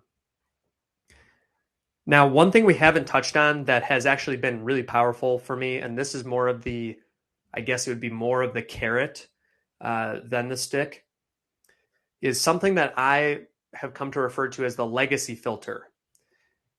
So there's an exercise that I take a lot of my clients through that was inspired by a Michael Hyatt book that's called Living Forward.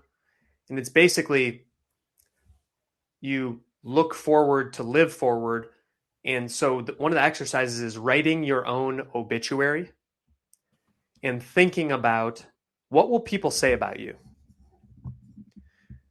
So at my funeral when I'm 101 years old, I don't expect that they are going to talk about how many followers I had or what videos went viral or how many clients I had or how much money I made. That doesn't matter.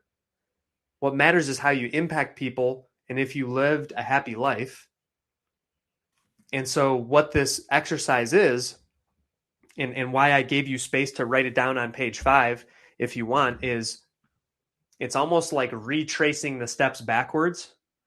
So, the dots connect looking back, as Steve Jobs said, but now we're trying to use our imaginations because we're really good at seeing the big picture, actually, with ADHD, and using that as a filter for every single decision. So, for example, when I think about I want to live to 100 years old, well, I might be healthy, but I am not very flexible. That's just the thing. So I end up having a lot of like tightness and issues musculoskeletal wise.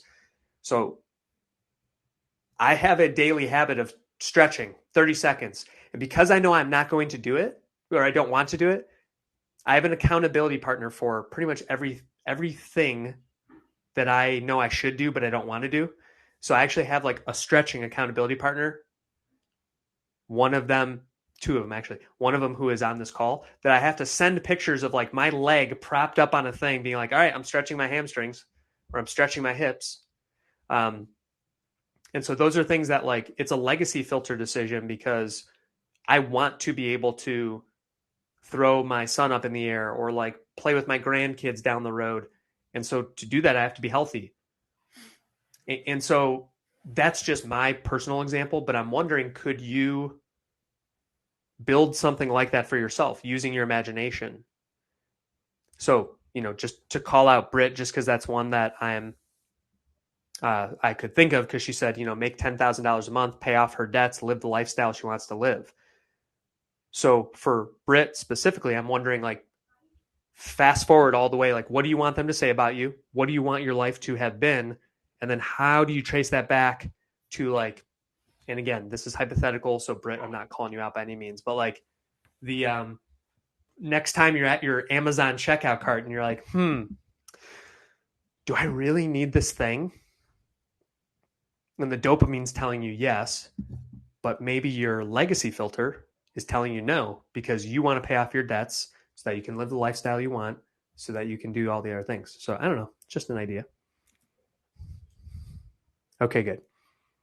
You don't feel called out. Thank you.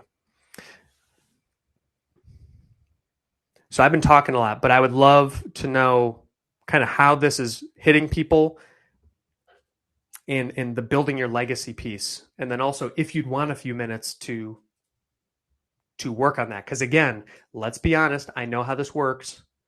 If we don't do it now, it may never happen. So I want to give you the time if you think it'd be valuable. But because I have ADHD, I feel the pressure to talk and fill the silence.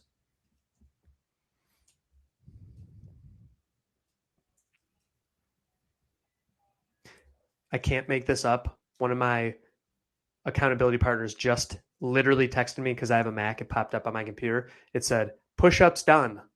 So like that was perfect timing.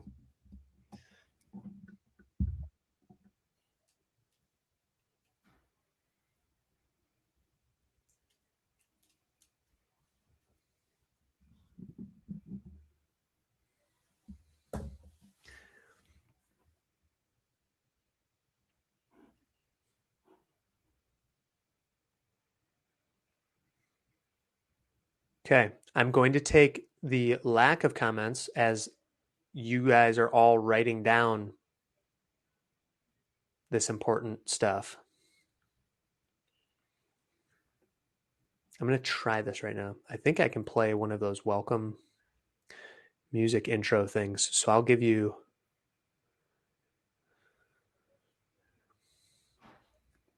inspiring acoustic. Here we go. See if, David, tell me if you can hear this, by the way. End the sharing screen. Yeah. Oh, this is not inspiring acoustic. Right now, it's not acoustic at all. Well, there we go. All right. Well, music. This one was nice, but no. Inspiring EDM, yeah.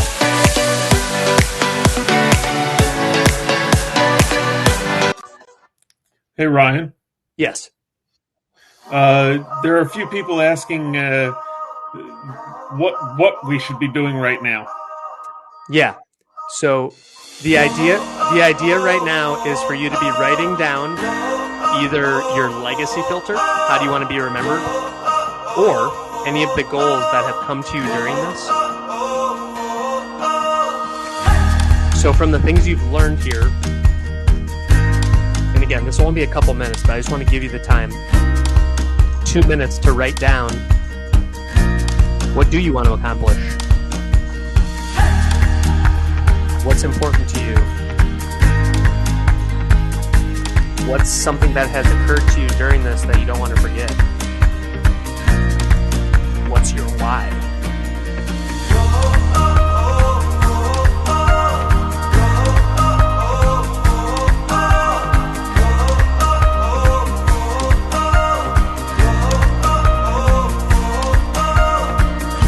Specifically, for that legacy filter,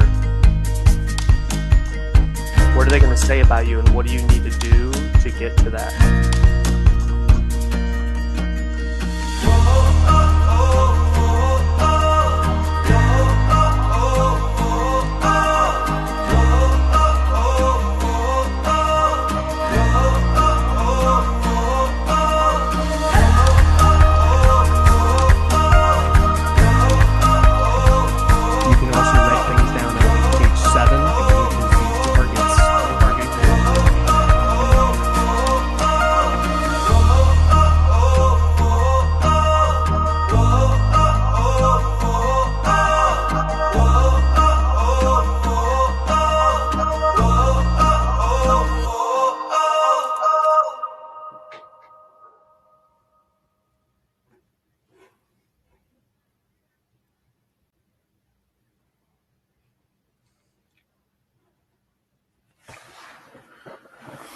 That's cool. Really cool stuff. As I was just reading, was it Brandon's I want to be known for being supportive. It made me think of somebody once told me that sometimes a good way to break down what we want or what our goals are is in the 5 twos. Ooh. TO apostrophe S. That most anything we come up with will fall into what do we want to what do we want to have? What do we want to do? What do we want to know? What do we want to be known for? Do, have, know, known for, and what do we want to accomplish?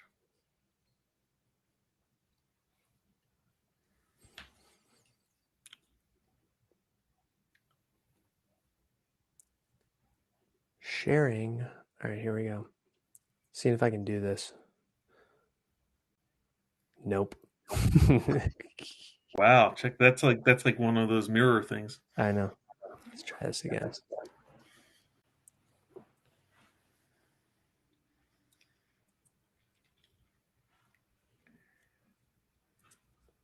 No.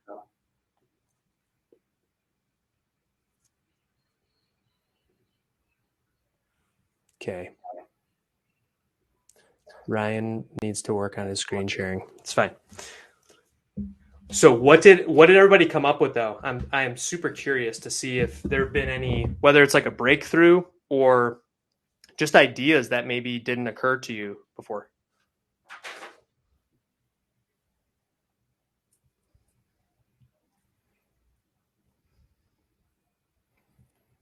Here we go. So Ryan Edwards, I want the world to tell my children and grandchildren that I was a once in a lifetime friend, father, husband, son, that my compassion for others knew no bounds, that I gave all that I had to make this world a better place, that I tried to do right every day. Whoa. That's powerful. Mm-hmm. Make sure you copy and paste that. Yeah, don't lose that one.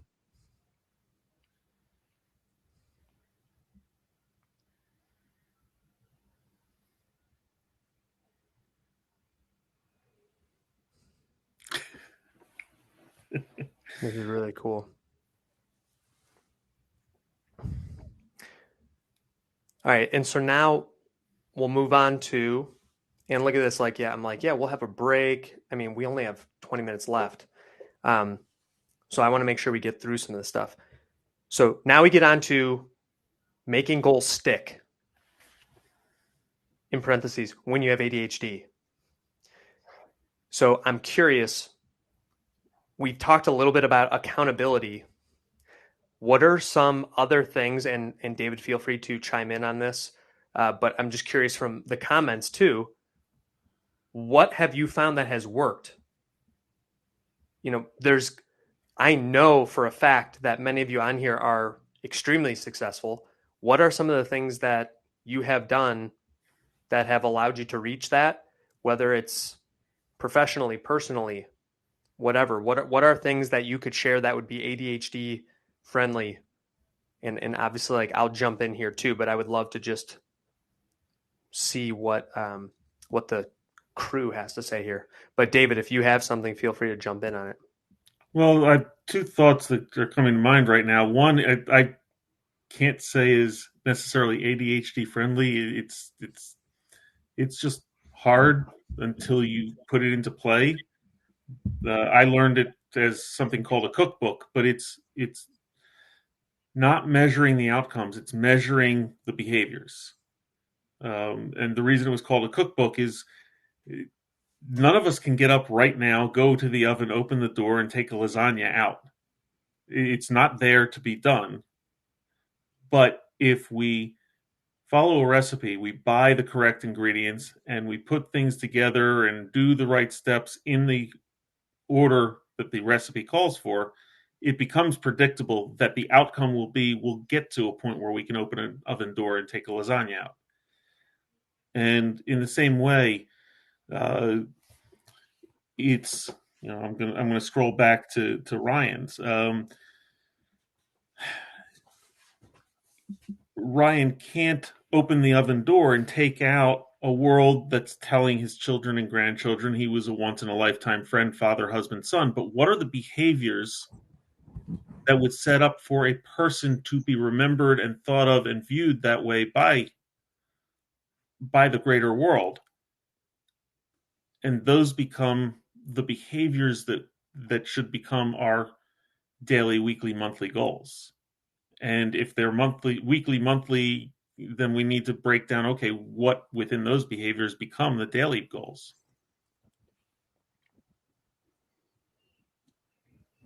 That's one thought. The other thought is recognize what things have to get done that we hate doing and figure out a way to outsource them. I want to eat healthy. I hate taking the time to cook. One of my goals is to get to a financial place where I can pay for a professional chef that will make three family meals a week that are healthy, and I don't have to spend. I don't want to invest time. I want to invest money. I am a living example of the benefits of outsourcing. So, wow, this is actually crazy. So, I'm getting like actually kind of emotional as I do this. I'm looking around the room. Literally everything I am using was from someone else. So like someone else bought this. I mean, like we used our money, but he bought the laptop for us because he was like, this is the good laptop. Because I don't know anything about computers. My virtual assistant bought the tripod. My friend got me the webcam. Our other friend from church got us, I mean, like, again, we bought, but he recommended this monitor. Somebody else got me the ring light. Dom got me these up lights that I'm using. All this stuff. So, and when it comes to business, like this platform that we're on, I didn't know Run the World was a thing, but Tim helped me to get it. Tim was the one who I was freaking out calling right before this when I couldn't get things to work. So he helped me with that. This sheet that you're seeing, I don't know how to do this. So instead of trying to and having a anxiety attack, I found someone who could help me, and Bella has just been absolutely knocking it out of the park. So yeah, the things that we get stuck on, if you can afford it, outsource it. Like I think a lot of times we feel like we have to do the thing, but we don't always have to. Yeah, and Scott, welcome, Scott. I didn't know you were on. Hello. Yeah, and I am so grateful to everyone on the team who is helping me. And everybody who's in this call who's here supporting me too and supporting each other. Other things I put, and this is on page 8. And again, David, I'll have you kind of like watch the comments if there's any other good tips. But yeah, making goals stick. So I put teamwork, and I just kind of talked about that, outsourcing / teamwork, because I'm collaborating with them. We talked about accountability, whether it's within your family, outside your family, ADHD or not ADHD. We haven't talked that much about this, but structure. So on my calendar, some of my clients have seen my calendar and they joke and say like, you have to warn us before you share your screen and show your calendar because that like is triggering because there's so much happening on it. But here's the thing for my brain, for our brains, but for me specifically, if I don't have that time assigned to something, the analogy I use is that if I don't contain the marbles, it's like dumping them on a gym floor. They'll just go everywhere. I'm going to be on TikTok. I'm going to be taking a nap. I'm going to be like, it could be a number of things. All the things I'm thinking of are really weird. So I'm like, not going to say them, but, what are you going to say? David, are you going to say something? No, keep going. Cause I have a thought, but I want to see where you're going first. Yeah. So basically it's like all of those things, even if it's like I have TikTok time and it can't ever be just me. So that's another thing is like me being alone with my thoughts is not a good idea. And I've just accepted that. So part of bringing on a team to help me with my socials is to get it done. Because if it's just me, it's not going to happen until bedtime revenge procrastination comes in. And I'm like, no, you have to do this because you ran out of time and you promised you would do it. And then that negatively impacts the home life. So the point is, for me, the structure is picking a slot to plug that most valuable priority into, which I know sounds, it's a lot, like it's simple, it's not easy, but that's the thing I have to do. The crowded calendar will mess with my head. It's almost like clutter around my desk. It's overwhelming to me. But what I'm thinking about is the lesson I learned.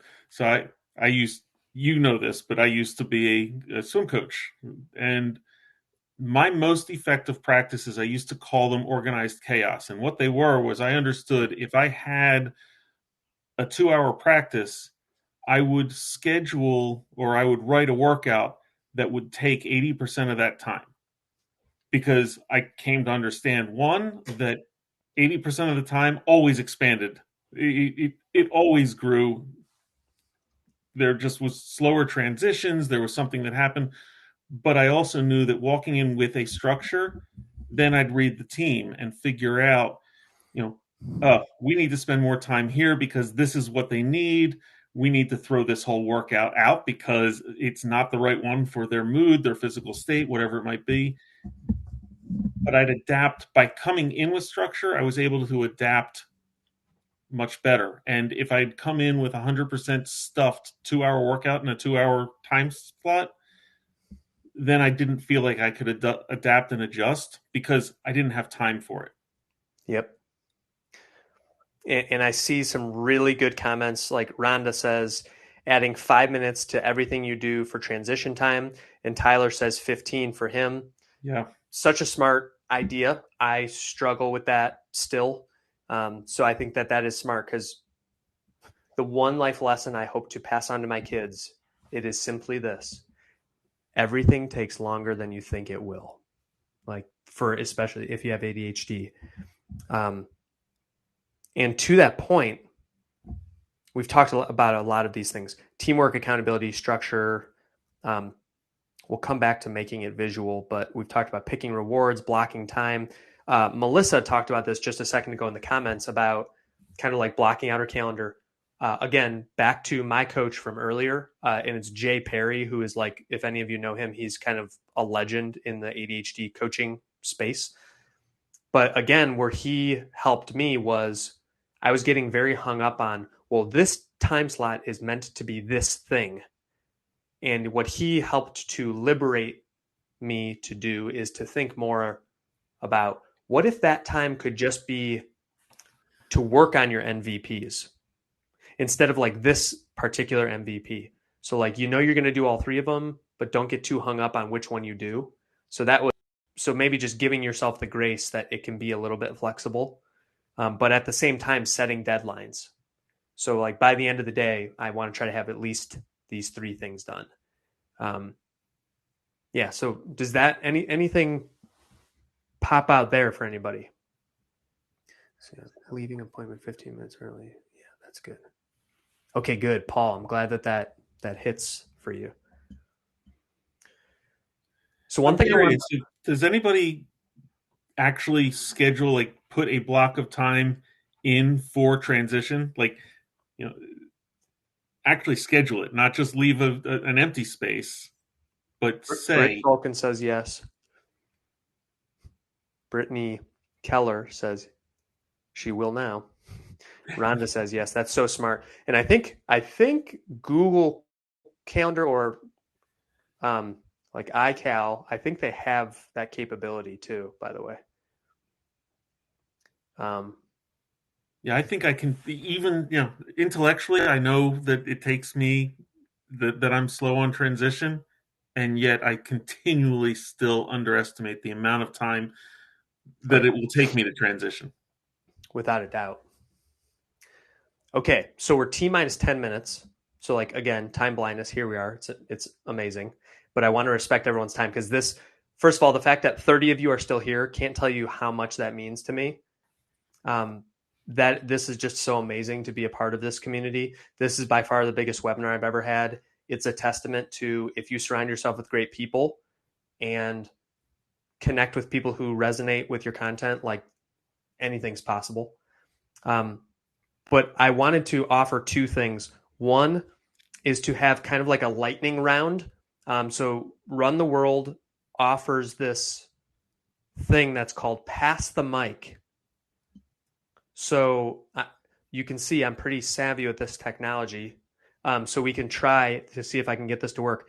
But I would love if someone wanted to jump in, welcome to the hot seat, and be able to, work with me and David and everyone else here to actually create a goal. And in the meantime, anyone who's kind of like watching, listening, this can be your time. You have 10 minutes now. On the last or second to last page 8, there's the action step, which if any of my clients that are on, this, at the end of every call, I say like, okay, so what are our action steps like coming out of this call? As a result of what I've learned today, I commit to fill in the blank by, whether it's time, date, whatever. And here's the big one, because. So let your emotion get you in motion. So like the because is why it's important to you. Oh, thank you, Laura Mayer. I bring my little sister on to these events to help pump me up a little bit too. Welcome and thanks for being here. So, all right, does anybody interested in grabbing the mic? Let me see if I can pressing this here. Manage the mic. 0 mic requests.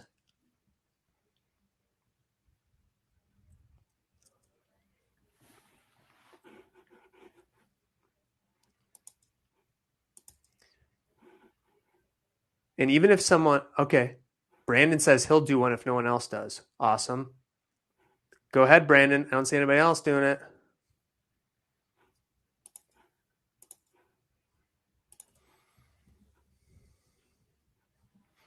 Oh, here he comes.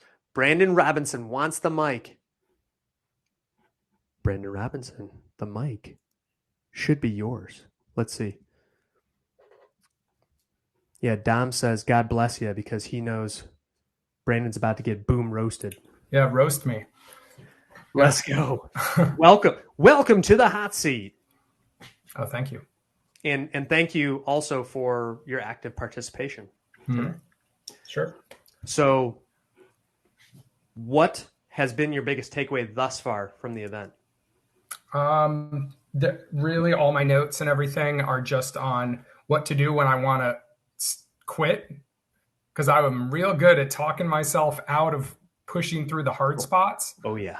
And I think I've even been talking with you at some of our coaching sessions about that. So yeah. It was like, that was my big thing. It's like, I've put a lot of effort into figuring out what my specific goal is, how to get there, if I was sure it was the right one, and all the reasons why, and all the wonderful things that will happen at the end, but I'll still just be like, this is too tough. So that thing to just get past those points, that's the most valuable thing for me. So all those suggestions are huge.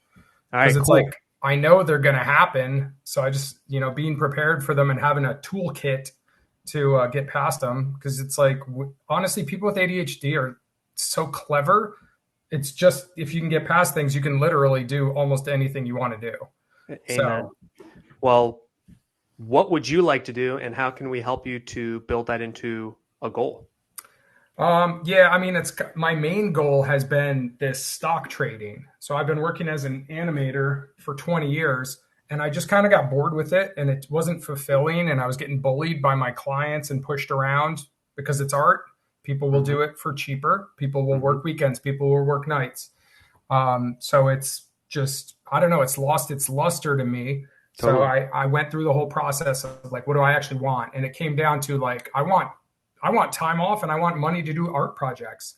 Boom. So my real art projects, not faux art. Commercial art is like being a truck driver. But no offense to any truck drivers. It's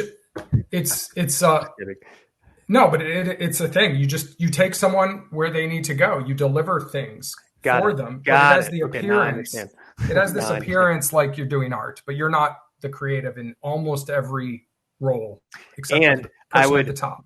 to jump in on that analogy. You have a lot of backseat drivers when you're the truck driver. Oh yeah. Sometimes like 20. Yeah. All right, cool. So let's get into it for you. So what do you feel like you're struggling with? And then how can we build a goal that could eventually be a habit? Or, well, let's just go with goal first. That could help you. The goal. So the goal is I've been doing this stock trading courses and reading a lot of books. And I kind of like joined this mentorship. And it's like I'm learning way slower than everybody else. And everybody's like, their community is just like, yeah, we're doing awesome. Yay, this is so easy. Yay, thanks for these lessons. And I'm sitting there going, I didn't understand that whole thing. And I realized I learned very slowly. And then it's like I'm slower than everybody else, but then there's this huge ramp up at the end. But until I get to that ramp up, it's really discouraging to watch everybody else getting ahead of me. So that's kind of where I'm at right now, is as it's gotten difficult, it's not as difficult for the people who started at the same time as me. And I'm also confused about things that other people, it's clear to them. And the people running the course, I think they're kind of confused that I'm confused. Got it. So, okay. No, that's fair. I'm having, I don't know about anybody else on the call. I'm having flashbacks to like every exam I've ever taken, about like people going up to the front being finished. And I'm like, oh my gosh. All right. But, David, do you have questions or thoughts for Brandon on this one? Brandon, I apologize. I'm going to say no because I was reading some comments on the side and my brain went there. All right, good. It's fine. We're all here. So I apologize. Thank you. No, it's all right. I got it. I was just seeing if you had any. So you're good. Keep going with comments. My question is this, and I think I already know the answer, but why is this important to you? Because it's really, I definitely learned during the pandemic when I was given partial temporary retirement that I want most of my day to myself on my terms and to do like be able to be spontaneous or do an art project. But I would like the majority of my time to be in me decide what to do with it. Yep. Not 8 hours. I can't do 8 hours anymore. Yep. I would rather have less money than put in 8 hours. Okay. And I'd rather live in a shack than put in 8 hours a day. I'm ready for early retirement. And that goes back to the point like we were making earlier about, jokingly saying like blood donations, to get the plasma or not plasma, but like people's lifestyles are different. So that is a why. And to me, that is clear. And the pain of it is greater than where you are now. So like, you want to make this change. So knowing that you learn slower, like what do you think that the goal could be? Because the goal is like you want to be skilled at trading so that you can earn more, so that you can have more time freedom, basically. Exactly. How could you get more specific with that to help make up like that gap in the short term? Well, I think just kind of talking myself into allowing myself to have more time. There's other courses I can take and I can also retake the video courses. I can go rewatch them. So I think spending the time coming up with my own course that has tons of extra time in it, where and then also with these other courses, not jumping to the next one, but like going back through, giving myself a nice slow pace. I'm not in a rush. Now that the course is over, I'm not as stressed out, but I just want to make sure like I go back and kind of like fill in the gaps. Yeah. And then anything that I can't find from the course, I should know then what to seek out from an external source. And I'd really like to find another group because they had like a chat community, but it's like everybody seems like a little bit too much like, hey, this is awesome. But I don't know if they're actually successful, or I think they like the community more than like actually succeeding. So I think I want to also try out another group that maybe is a better fit and a better pace for me. And I think that was exactly where I was going to go with it. And if anyone in the comments has anything else too for Brandon, because I want to be mindful because we're at time, but my thing would definitely be to find the community that understands you more, where you feel connected. Because right now I feel like there's a disconnect of your pace of learning, the vibe of the group, and alignment with your goals. So I would say like finding a group so that you and them, but more so you and your learning can be in alignment with your ADHD and how you learn best. Okay. Yeah. Okay. So that was extremely abbreviated, but thank you for being willing to jump in. Yep. So let's see. All right. Remove Brandon from stage. Get ready. The hook is coming. All right, cool. So again, you guys have been with us 2 hours now. I would love to know just the feedback. We're going to send a feedback form to everyone, but you may or may not fill it out. So while we're here, I just want to know, how was this for you? We adapted. My slides got jammed up, but you just got to roll with it. So I'm fine with that. I wish I could have read more of the comments. Next time we will do that. Do you get a copy of them? Like, does it say? Yeah, we do. I just mean like during the thing. Yeah. But would love to know, again, like I wanted this to be your time. Is there anything from here? Like, do you have you as the participants, are there any actions, any goals that you are willing to commit to before you clock out here, before we sign out, that you'd like to share with the group? As we see those coming in, I just want to share the last couple pages of just what these are. So this is actually what Andrea and I actually use, the goals for the week.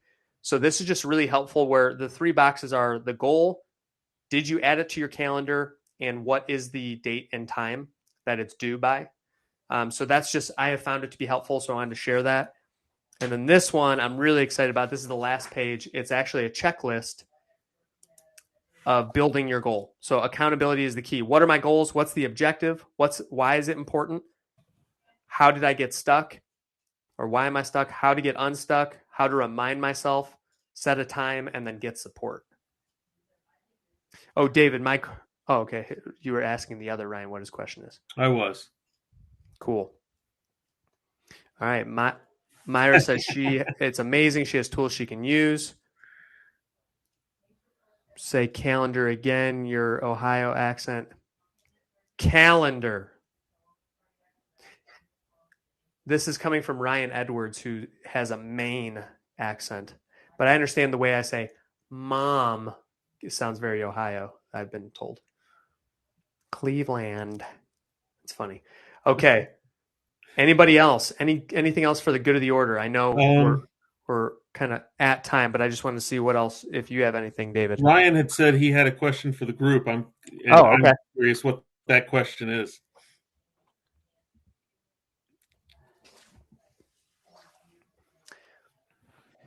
Isabel sits in a corner in French. Okay.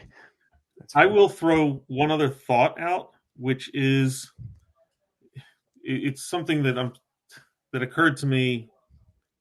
It was a sales training technique that I think probably can apply here, because we heard saw comments. So many people are intimidated by the thought of failing.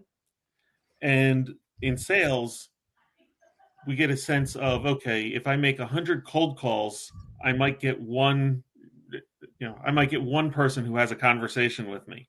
Instead of measuring one good conversation, measure the bad calls. Like, count those up as those are the successes. Okay, I've made 47 calls. I'm almost there. I'm almost to the point where I get to hear one good one, and it doesn't actually take 100. It ends up taking 60. Yeah. And then you get better, and it removes the fear. I love that. Just kind of as a final note, kind of a call to action, that if any of you did find this beneficial and you think that having a group like this to be a part of would be helpful for you and your ADHD, I do still have about 7 spots in my 3 different group coaching groups that meet once every other week. So if any of you are interested in that, or if you know someone who might be, feel free to let me know. You can send me a message.